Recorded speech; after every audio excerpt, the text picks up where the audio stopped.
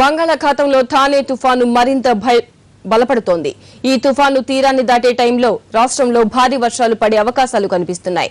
ఇప్పటికే తీర ప్రాంతాలు అల్లకల్లోలంగా ఉన్నాయి. ఉప్పాడ తీరంలో సముద్రపు నీరు ముంచెత్తడంతో రాకపోకలు బంద్ అయ్యాయి. పరిస్థితిని ఎప్పటికప్పుడు సమీక్షిస్తున్న ప్రభుత్వం ప్రభావిత ప్రాంతాల వారిని సురక్షిత ప్రాంతాలకు తరలించేందుకు ఆదేశించింది.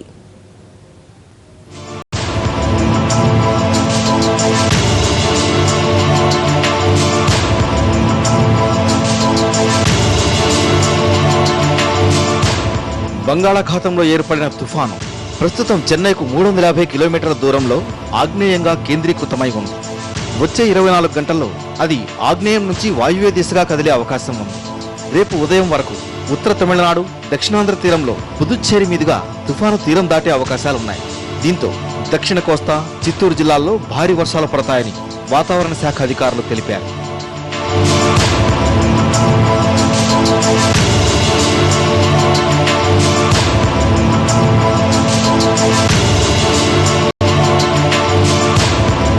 తుఫాను ప్రభావంతో తీర ప్రాంతాలు అల్లకల్లోలంగా ఉన్నాయి. చాలా చోట్ల సముద్రపు అలలు ఉవ్వెత్తున ఎగిసిపడుతున్నాయి. గంటకు 55 కిలోమీటర్ల వేగంతో ఈదురుగాలులు వీస్తున్నాయి. అలల వల్ల తమ బోట్లు వలలు కొట్టుకుపోయాయని వారు ఆవేదన వ్యక్తం చేస్తున్నారు. అటు విశాఖపట్నం, నిజాంపట్నం, కృష్ణపట్నం, మచిలీపట్నం, కాకినాడ, గంగవరంలో 3వ నెంబర్ ప్రమాద హెచ్చరిక జారీ చేశారు.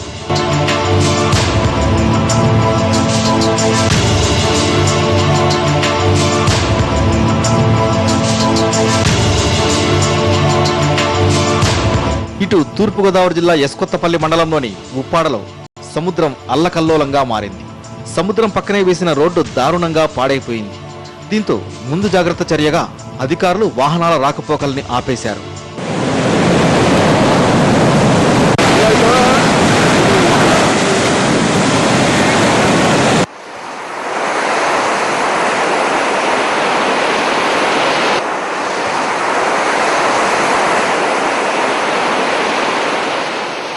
ఇటు పశ్చిమ గోదావరి జిల్లా నరసాపురం, పాలకొల్లు, భీమవరం ప్రాంతాల్లో అలల తాకిడి ఎక్కువగా ఉంది.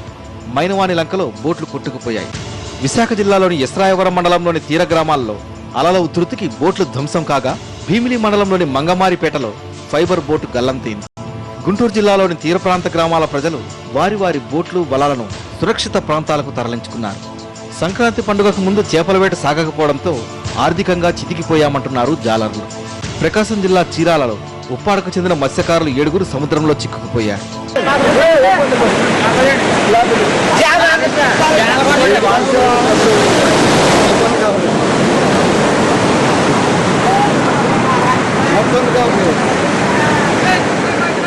తుఫాన్పై ఎప్పటికప్పుడు సమీక్షిస్తున్న ప్రభుత్వం అధికారుల్ని అప్రమత్తం చేసింది.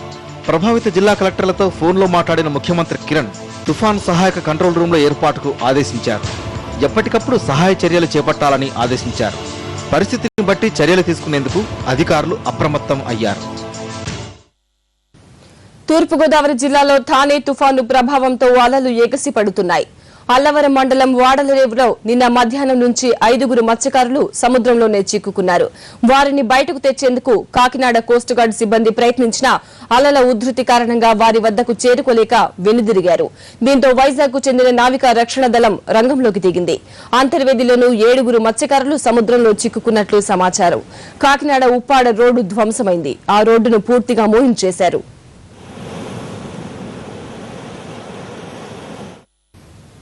ఆగ్నేయ బంగాళాఖాతంలో ఏర్పడిన తుఫాను తీవ్రమైంది.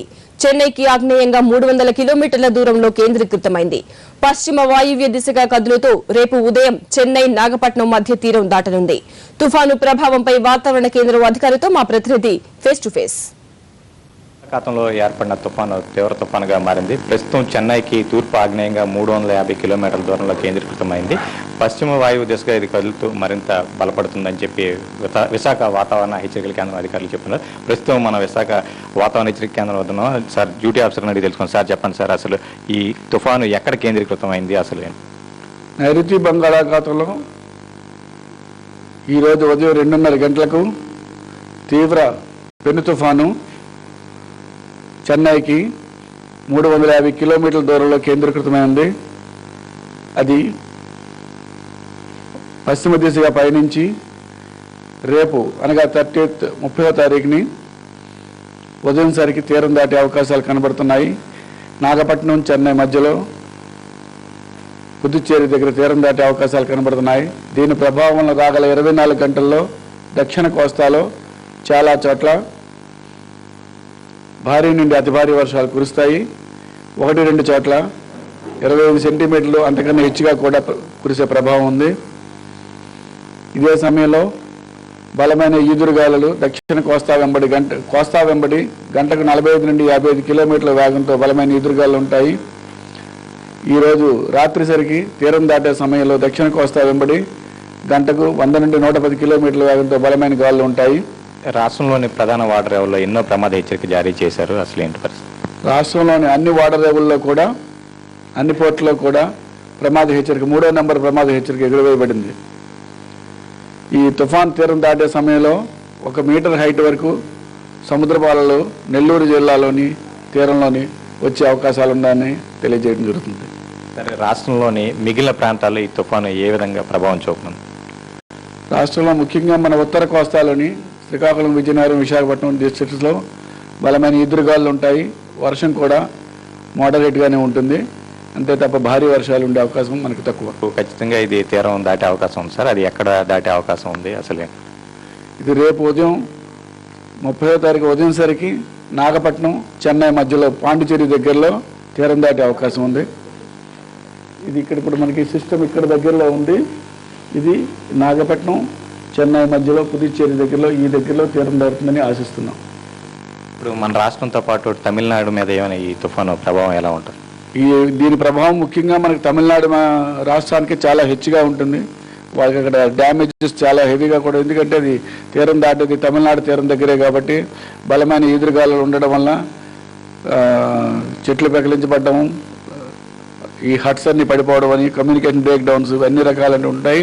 భారీ వర్షాలు కూడా ఉండడం వల్ల వరదలు వచ్చే అవకాశం కూడా ఉన్నది. మొత్తం మీద చూసుకుంటే బంగాళాఖాతంలో ఏర్పడిన తుఫాను తీవ్ర పెను తుఫానుగా మారింది. దీంతో రాష్ట్రంలోని కోస్తా తీర ప్రాంత జిల్లాలన్నీ కూడా అప్రమత్తమయ్యాయి. విశాఖ వాతావరణ కేంద్రం అధికారులు ఎప్పటికప్పుడు తుఫాను తాజా పరిస్థితిని రాష్ట్ర ప్రభుత్వానికి, అదేవిధంగా తీర ప్రాంతంలోని జిల్లా కలెక్టర్లకు సమాచారం అందజేస్తున్నారు. రాష్ట్రంలోని ప్రధాన వాడరేవుల్లో 3వ నెంబర్ ప్రమాద హెచ్చరికను జారీ చేశారు. మత్స్యకారులు ఎవరు కూడా వేటకి వెళ్లరాదని చెప్పేసి తుఫాను హెచ్చరికల కేంద్రం అధికారులు హెచ్చరిస్తున్నారు. కెమెరామ్యాన్ హరితో సుధీర్ వర్మ, ఎన్టీవీ, వైజాగ్. గుంటూరు జిల్లా తీర ప్రాంతాల్లో అలజడి మొదలైంది.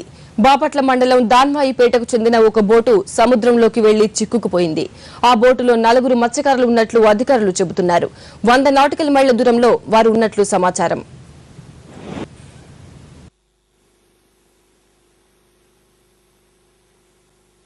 ప్రకాశం జిల్లాలో తీర ప్రాంత ప్రజలను తుఫాను భయం వెంటాడుతోంది.